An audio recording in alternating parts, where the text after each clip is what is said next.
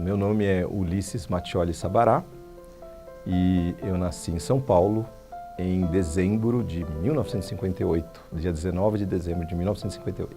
Então, meus pais, o nome dele é Ubirajara Sabará, minha mãe Aparecida Mattioli Sabará, e o meu pai veio de uma família muito humilde. O meu avô era indígena e a minha avó era negra. E já morreram, então ele era negro cafuso, na verdade. A minha mãe é Mattioli, de Mantova, então essa é a minha combinação, né? Meu avô era um homem, como eu disse, bastante humilde, eles eram de Minas Gerais, e meu avô passava roupa e a minha avó lavava roupa. O meu avô, por parte de mãe, ele era italiano, né, de Mantova, como eu disse, veio para cá lá para 1910, 12, como muitos imigrantes, e ele tinha uma fazenda aqui em Campinas. Ele criava cavalos e tudo mais. Meu pai nasceu em Minas, ele começou a empresa dele em 56. Antes disso, ele era um vendedor de uma indústria química aqui do Brasil. E quando essa indústria se retirou do Brasil, ele resolveu montar a empresa dele, em 56, junto com a minha mãe. Então, eu tenho 2 irmãos. Meu irmão Marco Antônio é meu sócio há 37 anos, ou seja, nós somos irmãos e sócios. Ele é 5 anos mais velho que eu, então não é fácil para mim, acho que nem para ele também. E eu tenho uma irmã, Leila Mattioli Sabará, que é 2 anos mais velha que eu, e ela trabalha na área de estética. A minha infância foi ótima, eu tive uma infância maravilhosa. Eu fui criado aqui em São Paulo, nasci em São Paulo, mas as férias eu passava na praia, na época que a praia era boa aqui perto de São Paulo. Nós tínhamos uma casa aqui na Praia Grande, na época que nós começamos a ir lá, nem luz havia, nem energia elétrica. Então era tudo de areia, uma delícia. Então nós passávamos naquela época das férias de 3 meses, no final do ano, a gente passava 3 meses na praia, gostava demais. E vez ou outra nós íamos para Minas, onde a família do meu pai ficava, e aí eu passava um mês lá em Lavras. Meu pai estudou no Instituto Gammon, que é um instituto famoso lá em Lavras. Então eu gostava de pipa, de tudo aquilo que a gente fazia na rua, não é? Então eu saía de manhã e voltava à noite imundo, com a minha mãe me chamando para casa, às vezes lenhado, né, os joelhos estourados, carro de rolemã, peão, né, tudo aquilo que a gente podia fazer na rua. Essa foi a minha infância e foi muito boa. A gente curtia demais, jogávamos bola muito no futebol, as coisas que os adolescentes fazem. Sempre fui um aluno razoável, não posso dizer, né, conhecendo a minha esposa, por exemplo, que ela fez vários cursos superiores e gosta muito de estudar. Eu era um aluno médio razoável, mas nunca repeti, sempre fui bem. Sempre gostei de física, né, sempre gostei de química. A parte de exatas eu gostava bastante, né, tanto que decidi por fazer engenharia em 1977. Né? Entrei na FEI, né, naquela época.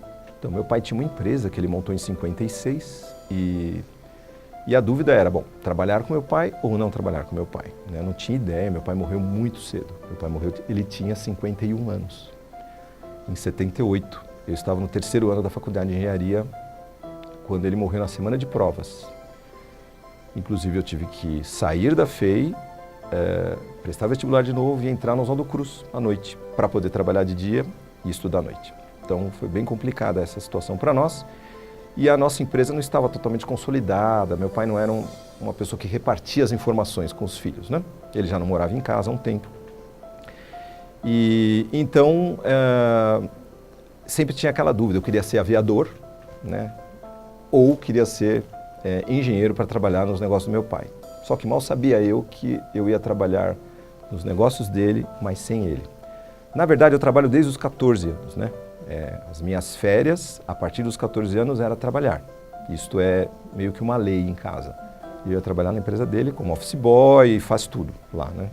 Foi muito bom para mim, embora eu não tinha uma visão estratégica do negócio, pelo menos eu tinha noção do que eu fazia. Obviamente, com 14 anos, né, um menino pouco sabe, mas foi bom.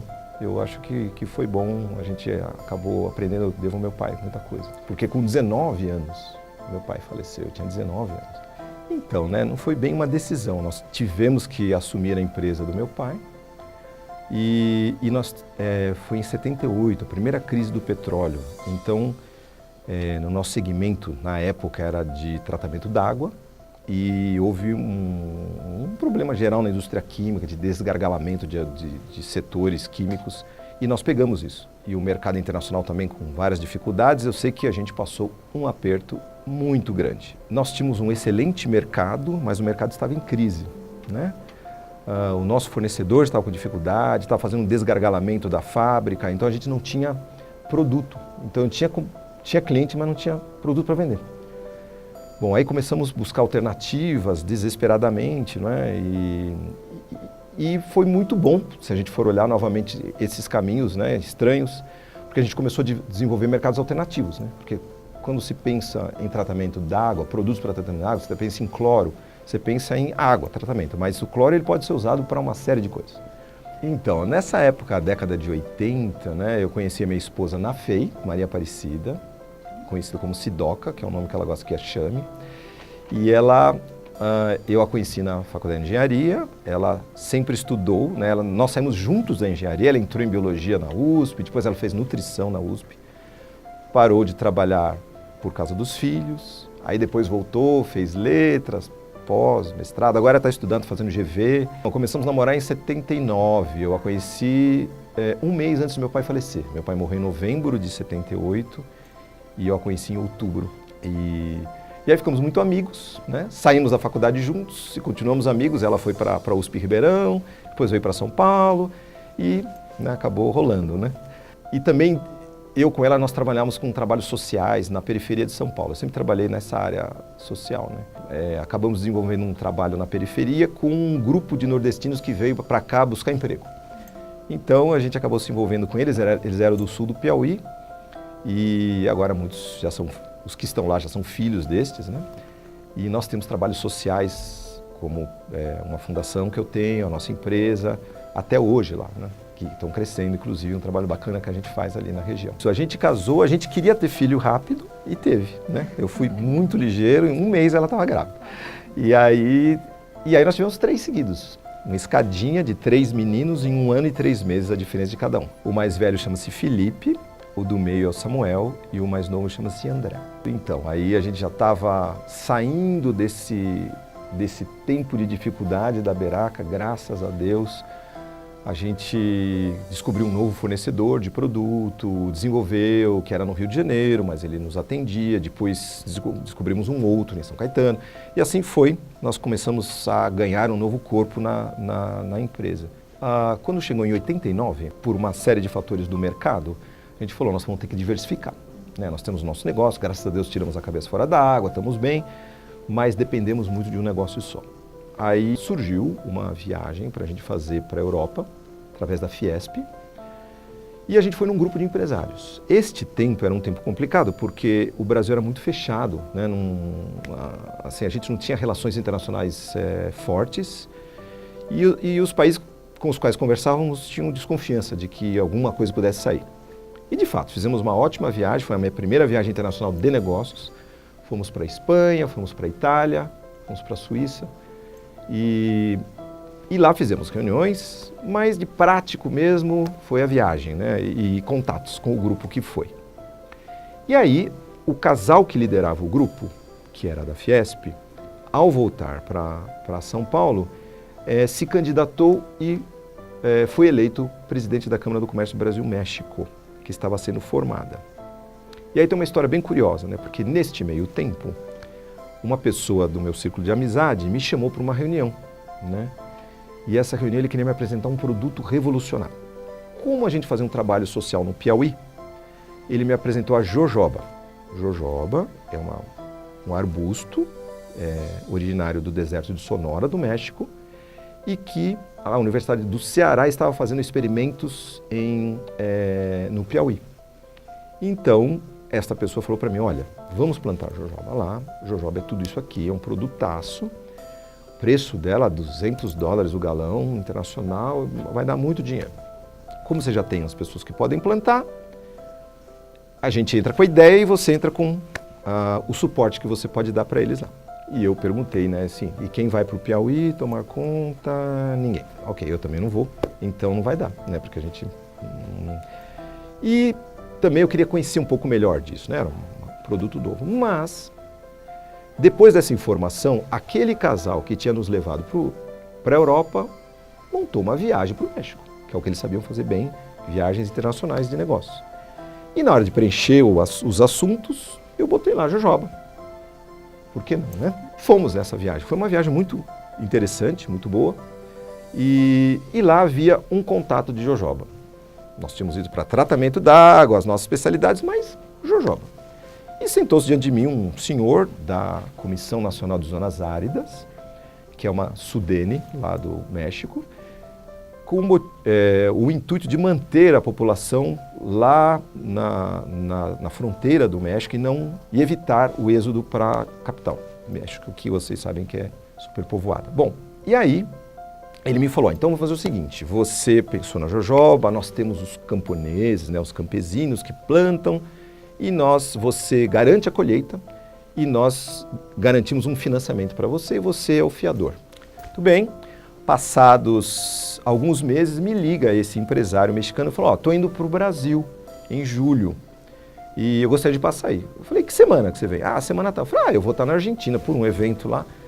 Você vai estar também no Congresso Mundial de Jojoba? Eu falei, posso estar. Quando é? Aí acabei indo e eu entendi essa lógica. A lógica, só para explicar, é a seguinte. A jojoba realmente é tudo isso, mas é uma planta originária do deserto de Sonora, na Baixa Califórnia. Os americanos vendo as propriedades, atravessaram a fronteira e levaram jojoba e plantaram no Arizona, Califórnia e tudo mais. Só que não é a mesma coisa, ali precisa de sal da maré, uma quantidade de chuva, a jojoba ela tem macho e fêmea, se você plantar na semente você não sabe o que é. Resumo, as fazendas todas quebraram, americanos gastaram milhões lá e perderam tudo. Então ninguém queria saber de jojoba, a não ser uma pessoa desavisada como eu, que não soubesse de nada. Então, explicada a história, mas o produto continuava muito bom. Eu falei, olha, cara, eu não sei plantar jojoba, mas eu sei vender. Você não quer que eu represente o seu produto no Brasil? Aí ele, não temos distribuidores lá. Aí eu comecei a distribuir jojoba no Brasil. Um mês depois da minha vinda, que foi no final de julho, 2 meses depois, setembro, era Cosmoprof, aquela feira que tinha no AMB, antiga, cosmética, que era uma feira de produtos finais, mas tinha uma ilha de matérias-primas. E eu entrei, pus o stand e botei jojoba lá e vamos que vamos. Então foi assim que nós entramos no mercado cosmético com o olhinho de jojoba. Nesse meio tempo eu voltei para os Estados Unidos, né, e o México, que esse meu fornecedor ficava ali na fronteira, para assinar um contrato, né, para me dar uma garantia, afinal de contas eu estava investindo nisso. Em 92, eu já tinha a empresa por 2 anos, eu não tinha uma responsável técnica adequada ao mercado. Foi quando eu recebi um currículo da Maria Inês, que ela trabalhava na Fitoervas. Ela disse que ela nunca mandou currículo nenhum. Esse currículo veio parar na minha mão. Então a gente acha que foi um negócio do céu mesmo. E aí eu a chamei para uma entrevista e aí começamos um trabalho. Ela na área técnica, eu na área comercial e assim foi, né? Então foi muito bom. Ela me ajudou bastante. Eu precisava de uma pessoa que pudesse me dar todo o respaldo técnico que eu não tinha, né? Enquanto isso eu tinha montado uma divisão de alimentos, montado uma divisão de produtos para rações animais e veterinária, nós tínhamos o tratamento da água e mais a indústria cosmética. Então, nós estávamos grandes demais. E aí, juntos, eu e meu irmão, tomamos uma decisão. Então, nós fomos enxugando e trazendo para o foco do nosso negócio. Hoje, né, o meu irmão, ele administra juntamente com a terceira geração, porque nós estamos falando de filhos, né, sobrinhos. E equipes, elas estão segregadas. Mas ele é o responsável por alimentos, rações e tratamento da água, e eu fico com a parte mais perfumada, que é a parte cosmética, né, e a exportação. Então, na verdade, quando eu tinha os óleos aqui, né, e os produtos químicos, eu ficava pensando, poxa, eu vou na Incosmetics desde o segundo evento, né? Então eu fiz um conhecimento de cadeia de distribuição bem robusta e falei, bom, eu precisava inverter esse sinal. O que eu posso trazer para esse mercado? E eu pensava na Amazônia. Por quê? Porque quando eu entrei na faculdade em 77, meu pai me deu uma viagem, um cruzeiro que saía de Santos e ia para Manaus. E a gente passou por toda a Amazônia. E indo por lá eu olhei aquela variedade absurda de frutos e de coisas diferentes, de biodiversidade, e pensei, um dia ainda vou trabalhar com os produtos daqui. E sempre eu me lembrava disso, né, Amazônia. Mas a gente tinha muita dificuldade de achar um fornecedor confiável. Quando chegou em 2000, a Natura lançou o briefing da linha Ecos. E nós entramos no briefing e, concomitante ao lançamento do briefing, saiu uma reportagem na Gazeta Mercantil sobre uma startup na Universidade do Pará e que me interessou. Eu falei, opa, parece que os caras são sérios. Cheguei para o meu irmão, contei toda essa história e falei, cara, eu vou para esse lado. Então vamos que vai ser um negócio bom. No final de 2001, eu que tinha comprado parte do negócio, comprei 100% do negócio. Passamos a pensar numa fábrica nova, porque além do startup dentro da universidade, eles tinham um pequeno galpão que eles alugavam, mas não tinham um padrão de qualidade cosmético. Então nós compramos uma área, construímos, fizemos do jeito que a gente queria, e aí ficou do padrão Beraca, e nós começamos então a exportar. Nós tínhamos construído uma refinaria aqui em São Paulo, levamos para lá, investimos muito dinheiro lá na Amazônia. Desde então, estou falando aí de 2006, 2007, nós inauguramos a fábrica lá em 2008, a fábrica nova. Bom, e aí nós, com essa rede de distribuição que a gente já tinha, nós começamos a exportar os produtos e vender para o mercado local também, né? Sempre com uma relação muito saudável com as comunidades, que é o conceito que vocês conhecem bem que a gente tem. Mas eu tenho também tive uma sorte muito grande, meus filhos eram muito bonzinhos, então eles nos ajudavam bastante, né? Então eu tive muitas experiências de chegar em hotel, na beira da piscina e falar, olha, agora vocês esperam aí que o papai vai pular, depois eu pego vocês. Aí mergulhava, voltava, estavam os três lá esperando. E as mães olhando assim, como é que vocês conseguem? Resposta, não sei. Eles são bonzinhos, isso foi uma bênção, nos ajudou demais, né, esse fato.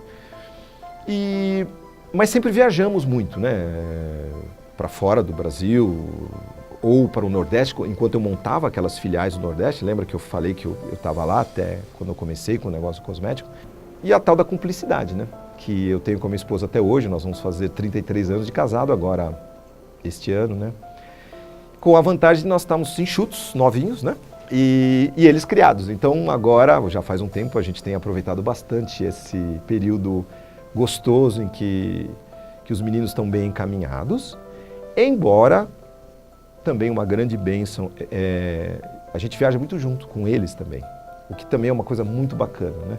O meu mais velho trabalhou conosco durante 12 anos e resolveu montar um negócio dele. Então ele está preparando, né, o negócio dele, e ele tem uma ONG, que é a Arca, que trabalha com moradores de rua. É a paixão dele e ele está indo muito bem nesse aspecto, né?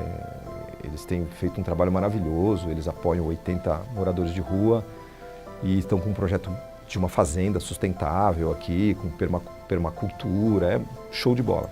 O do meio, ele começou fazendo engenharia química, né, porque com aquele pensamento que eu tinha, né, ele quis fazer, não fui eu que... Depois ele falou, não gostei, vou fazer administração. E no meio da administração dele, ele me chamou e falou, pai, preciso falar com você, um negócio importantíssimo. Aí, o que é? Eu quero voar. Eu falei, voar? Qual seria o sentido da palavra voar? Assim, ele falou, eu quero ser piloto. E agora está na Emirates, como comandante da Emirates lá, desde novembro. Muito feliz, morando em Dubai, com a minha norinha. Então nós estamos felizes com ele, porque ele está realizado, voando equipamentos super modernos, dentro de uma empresa super organizada e para frente, né? E o mais novo trabalha conosco, a gente tem na verdade, uma gestão cruzada. Eu trabalho com meu sobrinho e o meu irmão trabalha com meu filho. Então, é muito bom, ele gosta do que faz, está noivo, né? Tem 29 e pode ser que ano que vem alguma coisa aconteça aí no front, mas sabe como é que é? Essa idade a gente nunca sabe, né? Mas então estão bem encaminhados. E eu gosto muito de ferramenta, gosto de oficina, gosto dessas coisas, de consertar coisas. Eu gosto de andar de bicicleta muito, gosto de livros e curto muito a família, né? Então também quando a gente pode estar junto é muito bom. Nós temos uma casa de campo e a gente passa alguns momentos lá também que são bem relaxantes. Olha, eu estou num momento ótimo. Por quê? Porque eu estou preparando a minha terceira geração da empresa, né, da minha família, já há um bom tempo. E ela está bem preparada. Então, meu sobrinho é a minha sucessão imediata na divisão. Meu sobrinho é o Daniel Nozé Sabará, que já trabalha comigo há um tempo, né, e mais de 10 anos. E a ideia é que ele possa dar continuidade a esse trabalho. Quando eu montei o trabalho na Amazônia, eu pus na minha cabeça que eu tinha que fazer uma base muito sólida na questão da biodiversidade, na relação com comunidades, como eu falei, então, na relação socioambiental. Eu gastei muito tempo e dinheiro com isso e construindo uma fábrica muito interessante e uma rede de vendas sólida. Mas eu sempre busquei um parceiro tecnológico, né, que pudesse me agregar valor às moléculas com as quais eu trabalho, aos produtos que eu trabalho. Eu podia comprar uma tecnologia, né, eu podia me associar a alguém, eu podia trazer vários privates nos procurar. A Berac é uma empresa interessante, nós somos uma empresa organizada. Então, atraímos a atenção de grupos, né? E mais recentemente, então, a gente acabou fechando um negócio com a Clariant, que é uma empresa que possui a plataforma tecnológica que me agrada e que eu creio que vai agregar muito ao que a gente faz. A Berac, então, na divisão HPC, ela vendeu 30% do negócio dela para esta empresa. Voltando ao assunto momento, isso também me traz uma tranquilidade porque é mais um check que eu fiz dentro dos meus objetivos, e aí eu posso passar a empresa redonda para o meu sobrinho e ir para o board, que esse é o caminho. Assim que nós tivermos todos os regulatórios brasileiros que precisam ser cumpridos, né, de CAD e tudo mais, é para aí que eu pretendo ir. Então, o futuro para mim, como eu disse, eu sempre tive atração por essa área socioambiental. Então eu estou me envolvendo com grupos ligados a isso.